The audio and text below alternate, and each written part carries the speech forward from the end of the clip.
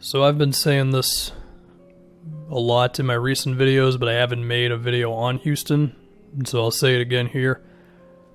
I think the Rockets are going to shoot so many threes in this 8-game stretch as well as the postseason that I just think it makes them capable of almost anything, where some games they're going to shoot great from outside and that'll be that, and other games where they're going to shoot not so great from out there.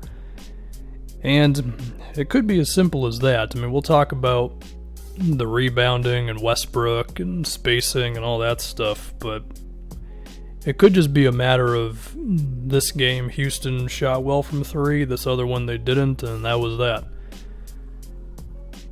If we look at how many they were attempting, in the last 15 games of the regular season, the Rockets were shooting 47 threes a game, which was 5 more than Dallas at number 2. And I do think we could see that stretch out even more. I wouldn't be shocked if Houston was consistently taking over 50 threes a game once we're back to it. And those attempts, of course, coming off of Harden and Westbrook isolations, and the one guy who perhaps takes it in his own hands to attempt a few would be Eric Gordon. And I do think Eric Gordon is kind of pivotal to what they got going on. I don't think he's the make it or break it point of the team, but I guess you could look at him as the X factor. I mean, he shot 32% from 3 this year on 8 a game. And I think when Eric Gordon's rolling, and he's the one other guy who can create a bit of his own offense, even if it's just shooting a 3 with a guy in his face, I do think that makes Houston really tough to deal with. But whether Gordon is going to do that or not, I don't know. He was not good for a lot of this season, and he missed time, so it's tough to really know there. I'll get into matchups in a little bit, but I do want to look at some more things with Houston. Now, it's possible, because their style is so different and the sample size with it wasn't huge, that I shouldn't really be looking at numbers, but I can't help but look. In the last 15 games of the season, the Rockets were 26th in opponents' second chance points, which is actually better than the Celtics, for whatever that's worth. The Rockets are, I believe, last in all rebounding percentages. They're last in rebound percentage, last in defensive rebound percentage, and they're 28th in offensive rebounding. So yeah, I mean, they're really banking on, between PJ Tucker, Robert Covington, they've signed Luke Richard and Mbah. They also signed David Nwaba for what that's worth, but they're just banking on those guys being able to box out the big dudes. And yeah, they're going to give up some rebounds, but as long as they don't get murdered on the second chance points, and they can make up for that with more 3-point attempts and that sort of thing, that the math is going to fall in their favor. And for what it's worth, when you actually watch it happening between Covington, Tucker, now and Mbah, and Houston sometimes doubling ball handlers or switching all the time, like, teams do have moments of like, wait a minute, what do we do right here, you know? And sometimes there'll be a big, I mean, we saw it with Anthony Davis and, you know, other guys. Sometimes there'll be a big who he's down there, and suddenly Covington and all them don't look as small as you thought they were going into the game. Now, still, bigs have had success. I mean, DeAndre Ayton had a good game against them, and whatever else. That was the one Westbrook didn't play, so take that for whatever you will. They've also got Jeff Green, so that's another guy who can fit into that whole 6'9" forward thing, who can just kind of form a wall big enough, hopefully, against some of these big guys. Anyway, if we talk about matchups now, does any team have something that could slow down James Harden in the Western Conference? I mean, we don't know what the round 1 matchup is going to be. If we talk about like OKC, could Chris Paul, Lou Dort, and Shea have a chance against Harden? I think so. I think they would have the chance of just not getting beat off the dribble every single possession. Utah, the one dude would be Royce O'Neal, because you're not going to have Mitchell do it all game. That's a tough ask. I think that would have to be a team effort. And I mean, Utah, that one's probably the most interesting, because I mean, when the Jazz played the Rockets, they had Gobert on Westbrook. and he just sagged off of Westbrook and dared him to shoot. Because, I mean, if you don't do that with Gobert, he's just stuck in the corner on a shooter. So it's either that will work, and he'll just bait Westbrook into taking mid-rangers, but Westbrook was making those, so it's either that, or you have Gobert defend, not really defend someone in the corner, and, I mean, there's... Like, you could get away with that sometimes, especially if the team is, like, determined enough to, like, rotate over to open shooters and stuff, but it's like somebody's going to be open. There's just too much space. So I don't really know how all that plays out. We'll eventually get to how does Houston defend these other teams, but, like, let's say if Houston runs into the Nuggets. What does Jokic do on defense? You're going to have Jokic be the guy who plays off of Westbrook in the half court? You're going to have Jokic defend Daniel House? I mean, I guess the one luxury that the Nuggets have that the Jazz wouldn't is they've got Millsap. Like, I would feel okay with having Millsap defend Westbrook in the half court and, you know, dare him to take jump shots. Maybe you'd have Jokic do it because Jokic is just freaking huge, so he might be tough to get around anyway. But, it's like some player is going to end up, like some big guy is going to end up defending someone they wouldn't typically defend against Houston. Unless you're the Clippers and you can just go 5 small.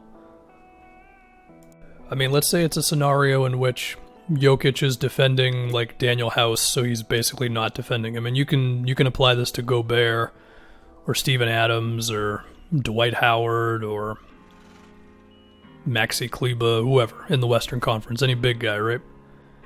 You could then have that dude involved in some action, handoff plays, whatever, get that big guy moving. I mean, you could get Daniel House involved in a play with Harden, and if you could get the big switched on to Harden or hurrying back to Daniel House, just all that commotion and a big guy moving around while the floor is totally spaced out, that's going to be difficult to defend. Unless you can switch everything. And I haven't mentioned the Lakers too much, and I think if the Lakers go to AD at center, I think they can pretty much switch everything. I mean, you're talking Danny Green, LeBron, AD, KCP, and then it's either Kuzma or Caruso or Morris or Dion. Like, I would feel okay enough with that just because AD, to me, can defend on the perimeter. I think if AD got switched on to Harden or Westbrook, he could do probably better than any other big man in the Western Conference. Although Porzingis at center is interesting as well. I think he's got a chance to be able to hang around and that sort of thing. And perhaps Jaren Jackson as well, but the Grizzlies are the 8th seed. They're going to lose in round 1 when they make the playoffs, so I'm like not counting them pretty much. So yeah, everything I just said combined with the fact the Rockets are going to shoot 9 million threes, like all this matters. Now, other things, before we eventually get to Houston defending teams, I mean, is James Harden going to get away with his normal BS? That's always a thing in the playoffs. And like, I'm not a big Harden hater. I think I've been pretty nice to him while pointing out times he's not been the best. But his game's got some BS in it. We can all agree on that one, right? And the refs don't always give you those calls all the time in the postseason. And that could be the difference between Harden shooting 12 free throws in a game or like 7. And that, of course, can be a big thing. I did say it earlier a little bit, but if Westbrook is consistently hitting his 16-footers or whatever, because he stopped shooting threes at some point in the year, if he's hitting those, I don't know how Houston really loses unless the other team can just trade baskets with them. Because, I mean, if Harden's doing his normal thing and Westbrook is making those shots you're daring him to take from like 16 feet out, I don't know what the hell you do besides hope that the other guys just go cold from outside, you know what I mean? Like, you look at, we look at some of the games that Westbrook had to close out the season, like 11 for 17 against the Wolves, 16 for 27 against the Celtics, 15 for 24 against the Grizzlies. Like, if Westbrook's shooting like this, Houston's very tough to beat, even with all the other stuff applied, the rebounding and all that. So Westbrook, in a way, Westbrook is actually the X factor of this team, more so than like Eric Gordon, I would say. Anyway, we finally get to Houston defending other teams. They're going to switch, they're going to double team, they're going to attack the offensive glass. They are going to get weird, pretty much, because they have no choice. They're small as hell. I mean, they're probably going to trap on screens. They're going to have to close out on guys, and I mean, they probably have the athleticism to do it. I mean, they're not as athletic as like KD and Westbrook's Thunder or LeBron and Wade's Heat in terms of defenses that can do some crazy things, but because they've just got no slow 7-footer in there, it really opens up a lot of freedom defensively. It'll be interesting to see if D'Antoni and them have real game plans, or if it's more so like just create chaos and just take advantage of the fact that we can switch and all that stuff. Like, I don't know if we're going to see a Toronto Raptors of last year-esque defensive scheme of closing out on, well, like swarming a ball handler and then closing out on shooters, and everybody knows they're supposed to defend. And some of this is a disrespect against Mike D'Antoni. Like, for him, like, I could picture him really just being like, okay, listen, if a guy gets beat, someone come over, and we're going to trap screens, and we're going to switch. Now, maybe that's enough, but I don't know if when it really comes time for them to have a defensive scheme of like, okay, you stand here, so you're effectively covering two guys on the opposite side of the floor, and then over here we're going to trap the screen, or we're going to do whatever. I don't know. Is there a chance that Houston chooses to fight over screens and take on more of a Mike Budenholzer approach? I mean, it's possible. There are some really good playmakers in the West, so maybe you'd have to do that. Like, if they show up, like, if they get OKC in round one, and you want to trap screens against Chris Paul, I mean, you can certainly try, but he's going to do the right thing every play. You can say the same thing about LeBron. You can say the same thing about Luka. You might have some success against Utah. Well, I mean, Mike Conley, yeah, he's worse, but he's still going to make the right play. If you do it against Mitchell, I think you could overwhelm him a little bit.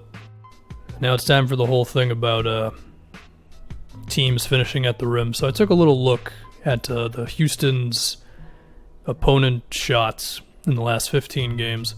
The Rockets were allowing 31 shots a game in the restricted area, which was about the 7th worst in the league or whatever.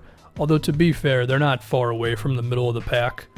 And in fact, they're probably closer to the middle than they would be the very bottom, for whatever that's worth. But they were still giving up quite a few shots in the restricted area. They were giving up also quite a few shots in the paint. So, I mean, that stuff's going to happen. It's just the way it is. In the last 15 games, they were also, like 23rd in fouls per game. So interpret that how you will.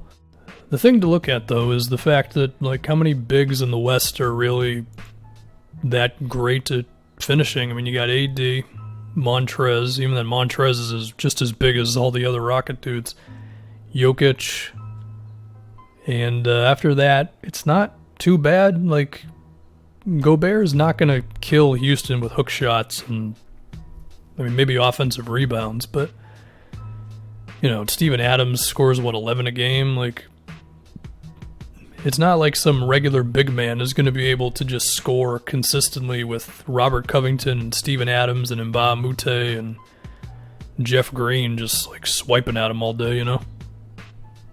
I should say regular offensive big man. I think very highly of Gobert and Steven Adams and those type of guys, but you know what I'm saying.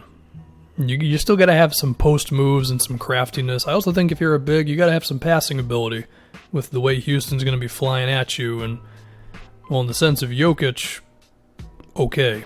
Anthony Davis has also made strides as a passer. So, yeah, I mean, a lot of pressure is going to be on these Western Conference bigs to defend in space and also make Houston pay enough with offensive rebounds and scoring at the rim and keeping up on fast breaks. I mean, every opportunity Houston has, they're going to be running at least somewhat. I mean, Harden doesn't like to run. Westbrook loves to do it, so it's all that type of stuff.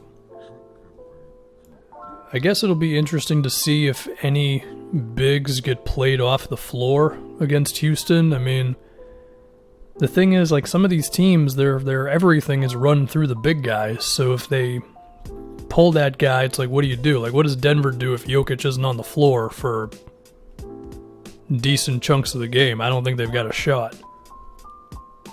The Thunder are kind of interesting, though, because I could picture them not playing Steven Adams in crunch time sometimes, and I don't think it would devastate their team, and I actually think they might be able to put a 5-man group out there. I mean, it'd be Shea, CP, Schroeder, Gallo, and Lou the Shoe Dort. So, that could be cool. But again, I would like to say, for everything I'm talking about in this video, if Houston doesn't shoot well from 3, none of it probably matters. And that's the position they've put themselves in. And they're, like I said, I think they're the scariest team in the West, for better and for worse, when it comes to themselves. So,